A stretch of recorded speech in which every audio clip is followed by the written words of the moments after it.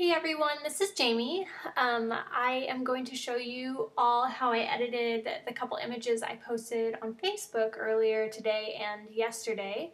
So bear with me, this is the first time I've done this, so if I get a little bit confused, it's probably just because I've never recorded my screen before. So first we're going to open a file, and it has to be a photo that was shot in RAW because the first part of this tutorial I will be using something from the very first pack of VSCO film, the pack number 1. So here's an image I took earlier today of my friends Cassie and John. So we're going to open that one up, and that's what it looks like edited.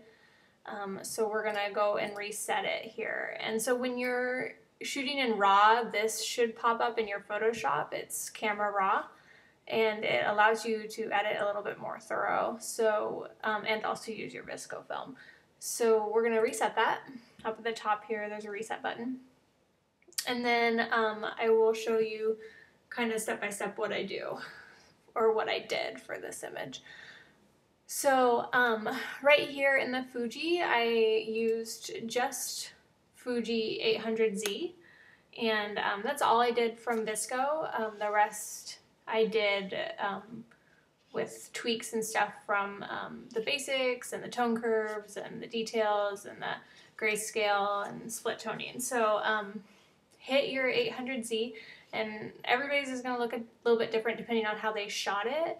And so if it doesn't look exactly like mine, that's okay. You can tweak it further on your own, but this will kind of give you a good starting ground. So then you're going to go to the basics and make sure your temperature, I kept them at the 600 or 6,350 and -7.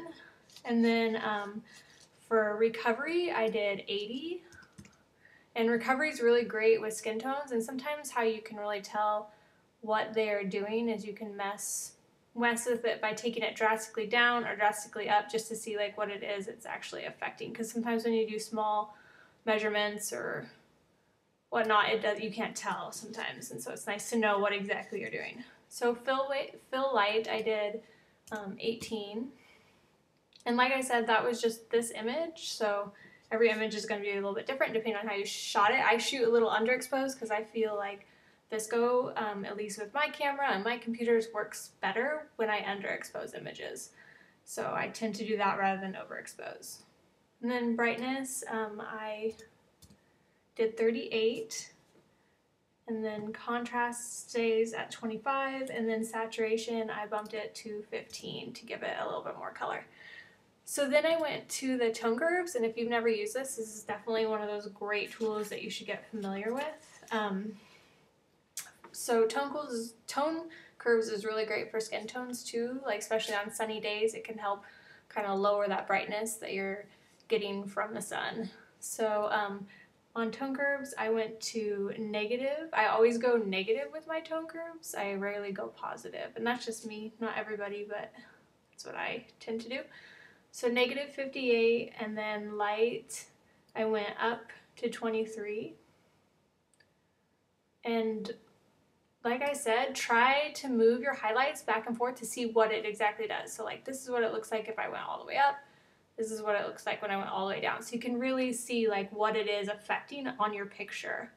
Because little slight movements on the bar, it's gonna not show you that. So, and then the darks, I went to 20. I can get it on 20. And then the shadows, I just went to -8.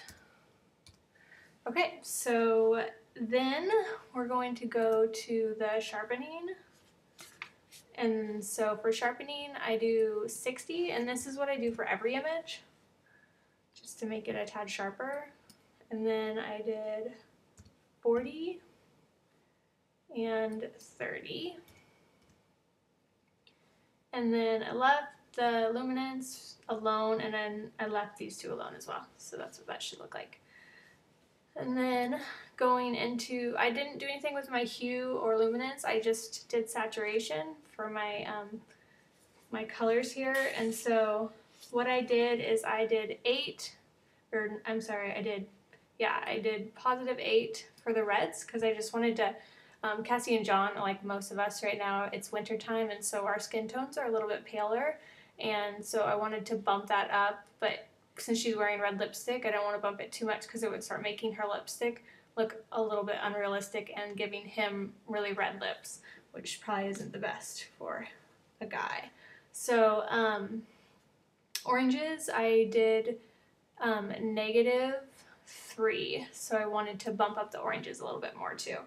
And then yellows, I brought the yellows down to -25.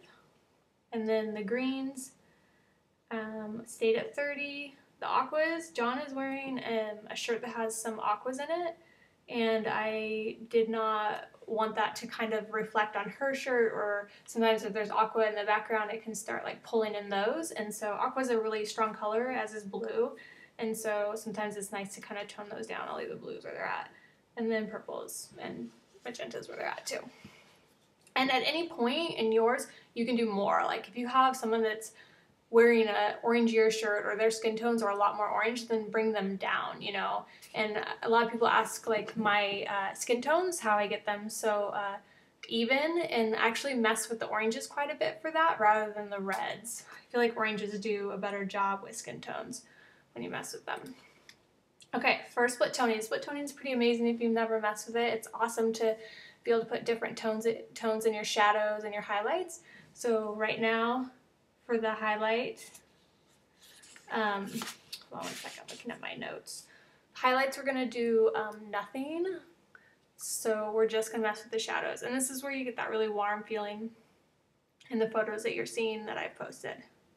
So I'm gonna do my hue at 41, and then I'm gonna bring it all the way up to 28. And this is definitely like temperamental for each photo. Like this one, I went quite a bit warmer, but some of them, like the one I posted this morning of the couple, I didn't go as high because there were so many warm tones already where we shot that I didn't need to go that high. But I definitely like this. It helps flatten out your blacks a little bit too, adding some warm tones to them. So there's that. And then I didn't do anything with enabling the lens for the vignetting. I just kept it how it was with the shot, but if you know, you can do that to yours and do it if you want. And then for grain, I went down a little bit. I didn't want it so grainy as what the VSCO did naturally, and so I did 20, 30, 40, just like that. And then that is basically it. And so then you can go in, and if you want to mess with anything else, like maybe add a bit more recovery. Recovery is kind of great for skin tones, and so you can do that. And like I said again, like if you can't tell a difference, then really bring it down and bring it up to see like what it's doing. Sometimes it just helps you. And so I might make it a tad darker just to make it a bit moodier, but for the most part, that's it. It's pretty basic. I hope that this helps, and I can't wait to do this again with you guys sometime soon. Okay, bye.